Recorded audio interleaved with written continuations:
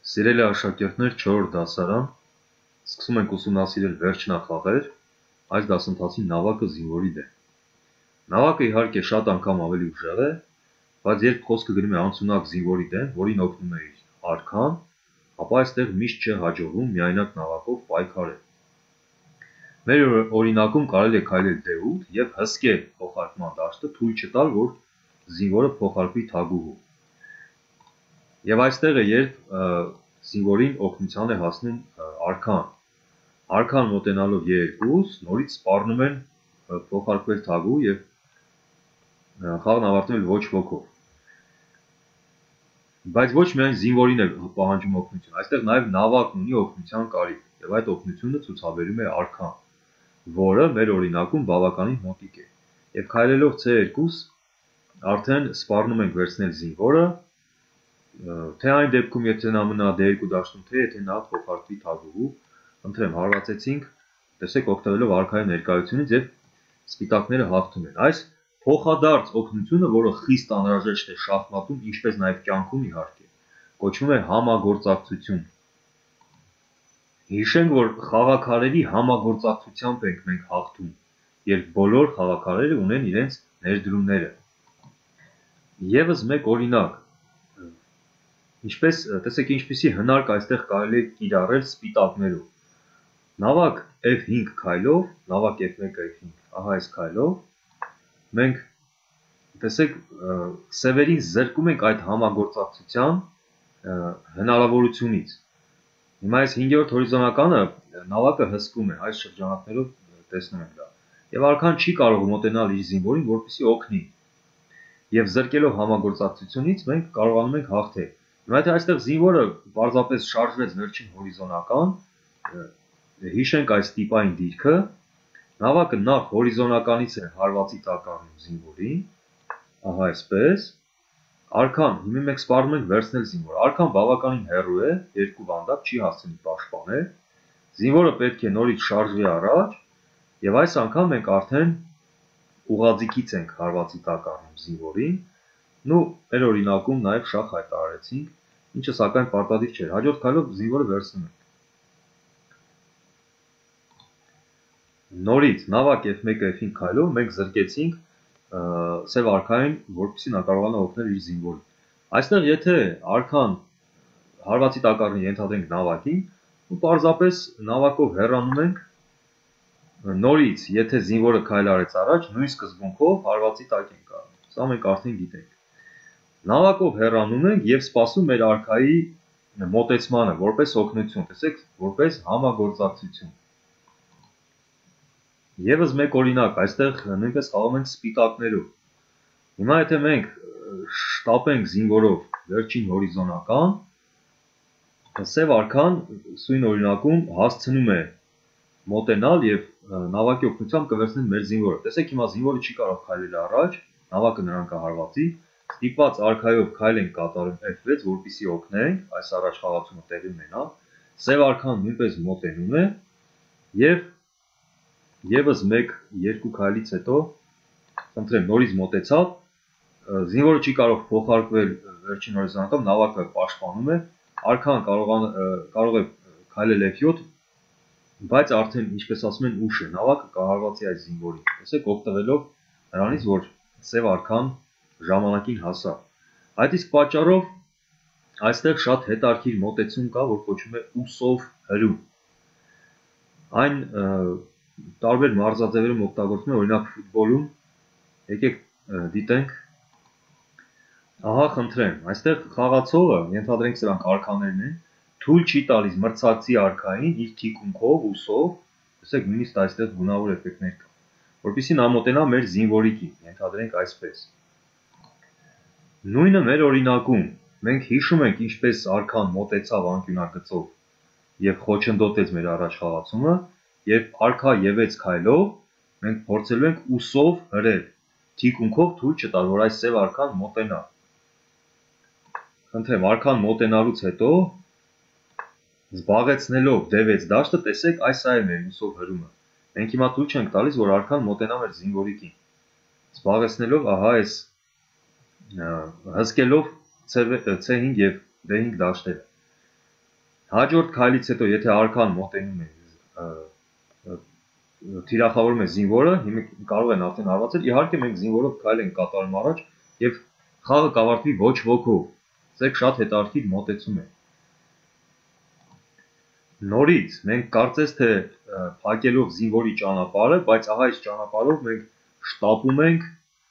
թիկունքով ուսով հրել, թիկունքով թույլ չտալ, որ արքան մոտենա։ Այս դեպքում եթե նավակը փորձի դեմ եկից հայտարարի շահ, որպեսզի մեզ զրկի այս ուղղաձիգից,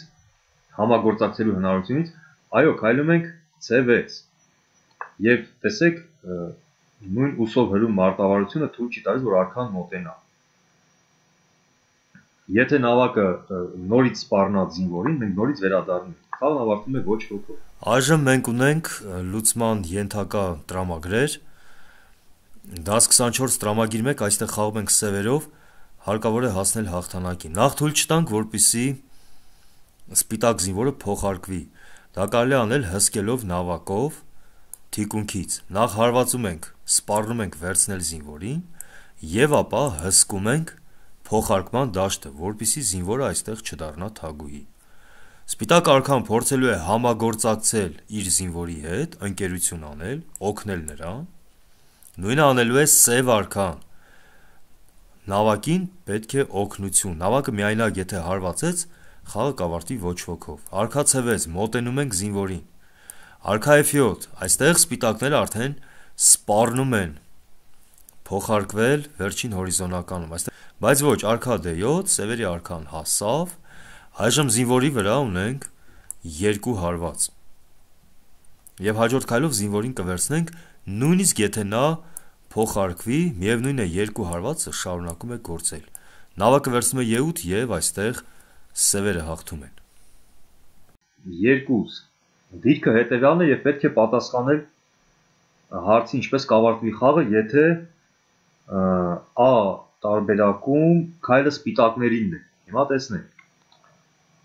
Ուրեմն պարզապես զինվորի առաջ խաղացումից հետո D5 D6 սևերի արքան շտապում է օգնության, խնդրեմ, D6 D7 սպիտակները շտապում են վերջին հորիզոնական, արքան նորից մոտեցավ,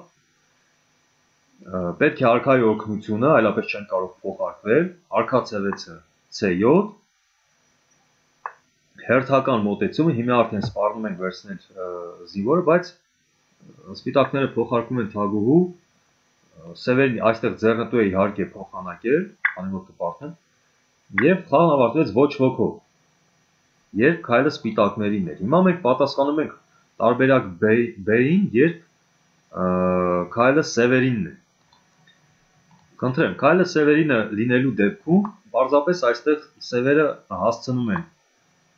հարվածի տակ առնել զինվորին եւ հաջորդ քայլով, խնդրեմ, վերցրեցինք զինվորը, փաստորեն սևերը հաղթում են սույն դրությունում։ Շարունակում ենք, քայլը սևերինը պետք է հասնել ոչ ոքու։ Հիմա այստեղ, եթե օրինակ արքայով մենք փորձենք կիրառել ուսով հրում մարտավարություն եւ քայլենք F3, պարզապես նավակի շախից հետո, քանի որ արքաները հանդիպակաց դիրք գրավեցին, մենք նորից նահանջելու ենք Ž ուղղաձիգ եւ տեսեք արքան մոտեցավ։ Իսկ արքայի մոտենալուն պես այս երկու խաղաքարերը կսկսեն համագործակցել, ինչը անթույլատրելի է մեր համար։ Փաստորեն F3-ը բերում է պարտության։ F1-ի դեպքում մրցակցի արքան անմիջապես կմոտենա եւ այստեղ նույնիսկ մատային դիրք է սպառնում, եթե հանկարծ սևերը զինվորով քայլեն, տեղի կունենա մատ 1 քայլից։ Եվ մենք այս երկու հնարավորությունների միջև ընտրենք ոսկե միջինը։ Արքա G2 F2 քայլ, ահա այսպես։ Ուրեմն այս դեպքում նախ մենք ապահովում ենք ուսով հրում մարտավարությունը, մենք թույլ չենք տալիս, որ այս արքան մոտենա եւ ենթադրենք սպիտակները փորձեն նավակով շախ հայտարարել F8 դաշտից, պարտադիր զինվորի դիմաց չենք փակում։ Մենք նահանջում ենք E1, ահա այսպես։ Հիմա եթե արքան փորձի մոտենալ, զինվորը շարժվում է առաջ, G2, Եթե նավակը նորից թիրախավորի զինվորին, մենք վերադառնում ենք պաշտպանելով մեր զինվորը։ Սա վերածվում ոչ ոքու։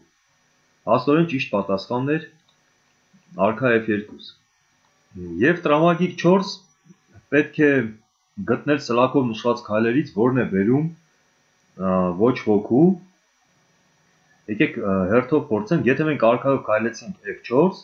ինչը տեղի ունի, մենք հեռանում ենք մրցակցի արքայից եւ ուսով հրում մարտահրությունը այստեղ հնարավոր չէ։ Հիմա արքան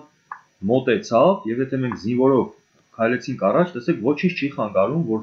այս արքան շարժվի առաջ եւ այս երկուսը եթե համագործակցեցին, մեր զինվորը վտանգի տակ է։ Վերադառնանք։ Միևնույն ժամանակ արքա D4-ի դեպքում այո,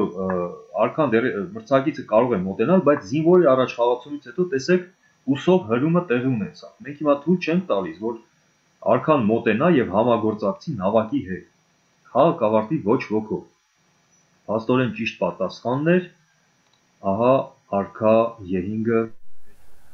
Շարունակում ենք, դաս 25, տրամագիր 1։ Սպիտակներով փորձենք հասնել հաղթանակի։ Նորից եկեք հիշենք, որ պետք է այստեղ սև արքային զրկել համագործակցության հնարավորությունից եւ դա հնարավոր է նավակ E1-ը E5 քայլով։ Տեսեք զինվորի առաջխաղացումից հետո, այո, մենք սկզբից հորիզոնականով ենք հարվածի տակ առնում զինվորին։ Զինվորը սպառնալիքի տակ է, արքան հեռու է, չի հասցնի պաշտպանի, եւս մեկ քայլից հետո նավակ J3 տեղի ունեցավ շախ եւ անկախ շախից նման դեպքում մենք կվերցնենք հաջորդ քայլով զինվորի։ Տրամագիր 2-ում մենք գործ ունենք ուսով հրում հնարքի հետ։ Այստեղ եթե պարզապես մենք զինվորով շարժվենք առաջ, ինչը ճիշտ չէր, սևերը կհասնեն արքայով, կհամագործակցեն իրենց նավակի հետ, այժմ զինվորի վրա ունեն 2 հարված։ Հաջորդ քայլով զինվորին կհարվածեն։ Այդ պատճառով մենք թույլ չենք տալիս, որ սև արքան մոտենա մեր զինվորին։ Խաղալով արքա D6։ Սա զարմանալի քայլ է, շատ ուժեղ։ Կարծես թե մենք փակեցինք զինվորի ճանապարհը, բայց երբ սև արքան մոտենա մեր զինվորին, մենք C6 քայլով, ահա եւ ուսով հրումը։ Մենք թույլ չենք տա, որ սև արքան մոտենա։ Չի կարող։ Իհարկե, եթե արքան մոտեցավ C4, մեր զինվորը կշարժվի առաջ, որպեսզի նրան չհարվածեն։ Վերջ։ Այո, սև նավակը կարող է հարվածել զինվորին, բայց այդ դեպքում կստեղծվի այն ոչ ոքին, որ մենք ցանկանում ենք։ Ի վերջո, որ մեզնից պահանջվում է խնդիրներում։ Ուրեմն նորից արքա D6, սա շատ ուժեղ քայլ է,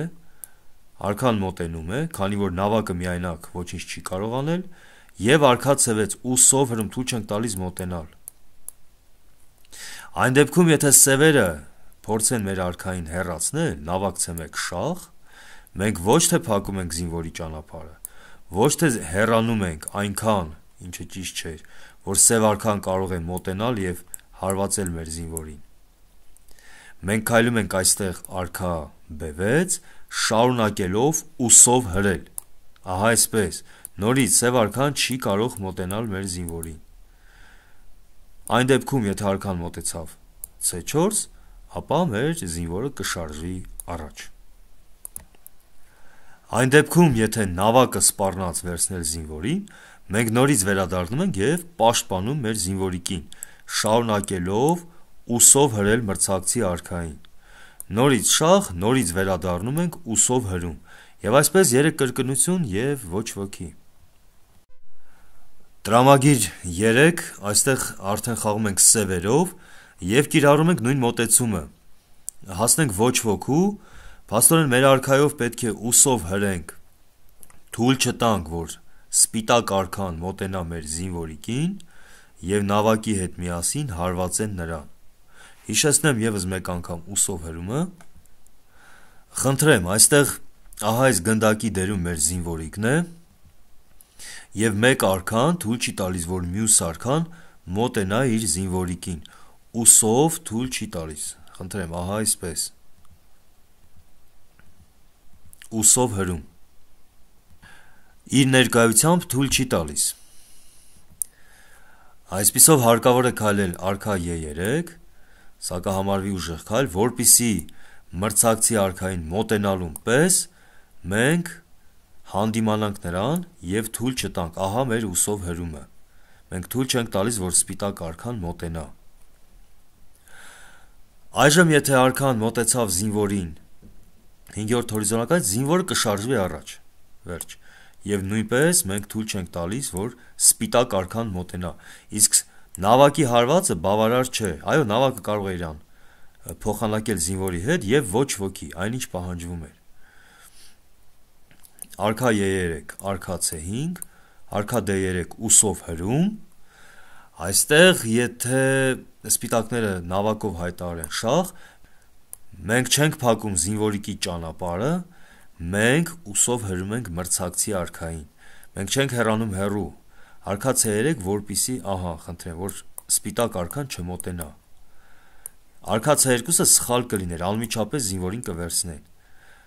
Արքա C3 և թույլ չտվեցինք, որ նրան գրոհեն։ Այն դեպքում, եթե նավակը նորից հարձակվի զինվորիկի վրա, վերադառնում ենք, նորից թույլ չտալով, որ սպիտակ արքան մոտենա։ Նավակ D8 շահ, ուսով հրում, այսպես 3 կրկնությունը կբերի ոչ ոքու։ Այն դեպքում, եթե մոտենում է արքան զինվորին հարվածելու համար, շարժվում ենք առաջ։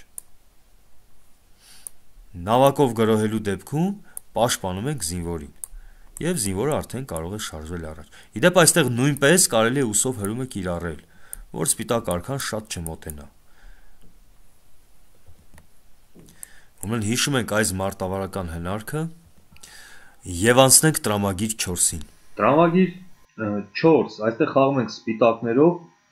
փորձենք հասնել հաղթանակի։ Եկեք տեսնենք, որ մեր արքան բավականին հեռու է գտնվում, և որպեսզի քայլ խնայել, տեմպ, շախմատային լեզվով, տեմպ խնայել, մենք շախերի միջոցով նախ E1 ուղղաձիգից ենք շախ հայտարարում, արքան պետք է